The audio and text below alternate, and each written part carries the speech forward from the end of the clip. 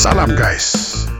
Bersatu nak bina gabungan baharu tapi masih nak kekal dalam Perikatan Nasional. Nampaknya PAS dah bagi signal yang cukup jelas. Presiden PAS Tan Sri Abdul Hadi Awang menegaskan pembentukan gabungan baharu oleh parti dalam PN bercanggah dengan peraturan gabungan itu. Maksudnya mudah.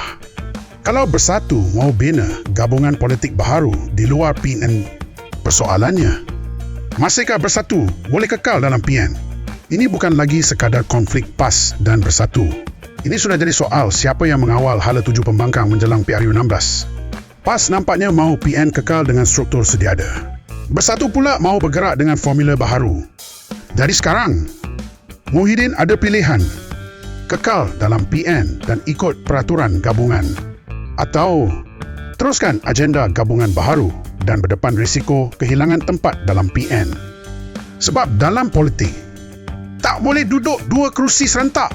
Kalau sudah bina rumah baharu, orang pasti akan tanya, bila nak tinggalkan rumah lama?